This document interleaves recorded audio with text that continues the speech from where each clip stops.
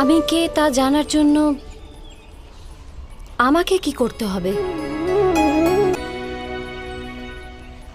ধর্মকে ধারণ করতে হবে, আর ধর্মের স্থাপনা করার জন্য আপ্রাণ প্রয়াস করতে হবে। কিন্তু ধর্ম কি তা আমি কি করে জানবো? ধর্ম কি জানার পূর্বে ধর্মের আধার কি জানতে হবে। ধর্মের 5টি আধার হয়: জ্ঞান, প্রেম, ন্যায়, সমর্পণ আর ধৈর্য।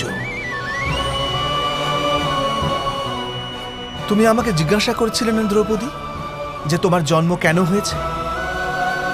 তোমার জন্ম এই 5টি আধার প্রাপ্ত করার জন্য হয়েছে।